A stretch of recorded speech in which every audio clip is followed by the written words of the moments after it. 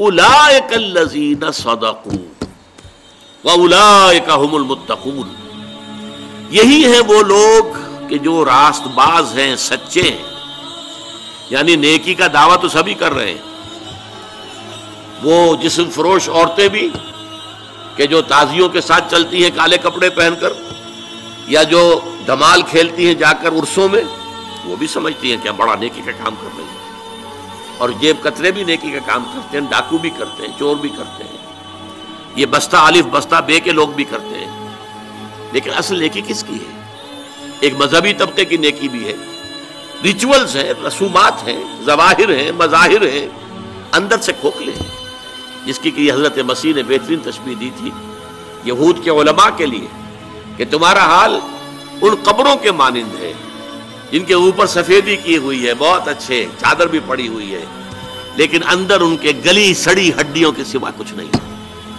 تمہارے باطن میں تعفن ہے، مال کی محبت، دنیا کی محبت، جاہ کی محبت، دنیاوی اقتدار کی محبت. اس نے تمہیں اندھا کر دیا، اتنا اندھا کہ اللہ تعالیٰ کے عظیم ترین معجزے جو عطا کیے اللہ نے حضرت مسیح کو، ان کو بھی نہ دیکھ پائے، اللہ کے ایک عظیم رسول کو نہ پہچان پائے. اللہ کے ایک عظیم رسول کو کہہ دیا گیا ولد الزنا ہے، یہ معاذ اللہ صبح معاذ اللہ، نقل کفر نہ باشد، مرتد ہے، جادوگر ہے، کافر ہے، واجب القتل ہے، سولی پر چڑھا دیا جائے. یہ مذہبی طبقہ تھا جس نے یہ کام کیا. اور ایک طبقہ ہمارے ہاں وہ لبرل، جیسا کہ میں نے عرض کیا تھا، وہ کہتے ہیں بھائی سچ بولنا چاہیے، کام اپنا کرنا چاہیے، وعدہ پورا کر، باقی یہ نماز روزہ جو ہے یہ تو انفرادی معاملہ ہے، یہ انسان کا اور اللہ کا اپنا درمیانی معاملہ ہے. ان تمام چیزوں کو جس طریقے سے اس آیت میں جمع کر دیا گیا اور ہر شے اپنی جگہ پر فٹ، نماز اور روزے کو درمیان میں تو لائے، نمبر 1 پر نہیں لائے. نمبر 1 پر وآت المال علی حبہ ذوی القربى والیتامى والمساکین وابن السبیل والسائلین وفی الرقاب. اور اس سے بھی پہلے اصل ایمان، موٹیویشن کیا ہے تمہارا؟ اب دیکھیے ہماری مجبوری کیا ہے. ہم انسانوں کی مجبوریاں ہیں 2.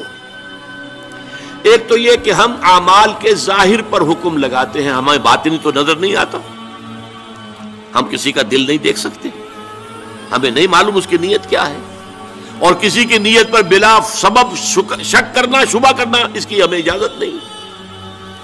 لہذا ہم تو کہہ دیں گے یہ نیکی ہے، یہ نیکی کا کام ہے. ہم اس کی باطنی جو ہے، اس کا اصل پس منظر کیا ہے، اس کی اصل جذبہ محرکہ کیا، ہم نہیں جان سکتے. دوسرا معاملہ کیا ہے، ایک ہی شخص کے ہم کچھ اعمال کو کہتے ہیں یہ کام تو اس نے بڑے نیکی کی ہے، یہ کام اس کے بڑے برے ہیں. یہ بھی در حقیقت ہماری محدودیت ہے. حقیقت کے اعتبار سے انسانی شخصیت جو ہے ایک حیاتیاتی اکائی ہے.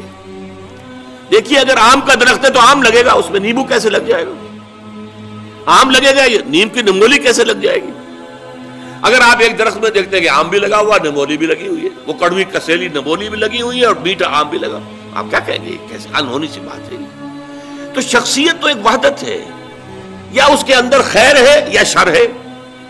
شر ہے تو شر ہی ظاہر ہوگا، چاہے اس شر نے اوپر کوٹنگ لے لی ہو خیر کی، بظاہر نیکی کا ایک عمل کر رہا ہے، لیکن اس درخت کا، اس کی جڑ سے جو شر کی غذا اسے مل رہی ہے، اس اعتبار سے اس عمل کے اندر شر ہے، خیر نہیں ہے، چاہے ظاہری اعتبار سے خیر نظر آ رہا.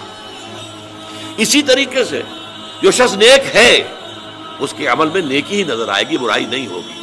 البتہ اس میں ایک استثناء ہے، جو حقیقتاً نیک ہے، جو اس پیمانے پر پورا اتر رہا ہے. وَلَكِنَّ الْبِرَّ مَنْ آمَنَ بِاللَّهِ وَالْيَوْمِ الْآخِرِ وَالْمَلَائِكَةِ وَالْكِتَابِ وَالنَّبِيِّينَ إِلَى آخِرِ الْآيَةِ. جو شخص اس پر پورا اتر رہا ہے اس سے بھی کبھی وقتی حالات کے تحت، وقتی اثرات کے تحت کوئی غلط کام سرزد ہو سکتا ہے. یہ نہ سمجھیے کہ اس سے کبھی بھی کوئی برائی جو ہے اس کا ظہور نہیں ہو سکتا، نہیں ہو سکتا ہے، لیکن فوراً توبہ کرے گا. اگر اس کے اندر نیکی ہے، وہ کسی بدی کو مستقل طور پر اپنی زندگی میں، اپنے کردار کے اندر جگہ نہیں دے سکتا.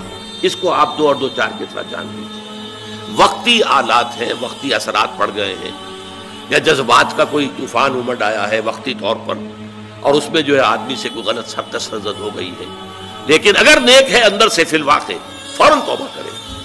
جیسے کہ سورہ نساء کی آیت مبارکہ انما التوبۃ علی اللہ للذین یعملون السوء بجہالۃ ثم یتوبون من قریب، اللہ تعالیٰ نے اپنے ذمے لازم کر لی ہے ایسے لوگوں کی توبہ قبول کرنا کہ جو غلطی سے یا حالات کے دباؤ میں، جہالت میں، نادانی میں کوئی غلط کام کر بیٹھتے ہیں لیکن فوراً توبہ کرتے ہیں، تو یہ فوری توبہ ہوئی۔ یہ نہیں ہوگا کہ بدی اور نیکی کا امتزاج مستقل طور پر، یہ نہیں ہو سکتا کہ ایک طرف نماز روزہ یہ سارا کچھ بھی ہو رہا ہے، دوسری طرف سودی کاروبار مستقل طور پر اپنے دندے میں شامل ہے، یہ نہیں۔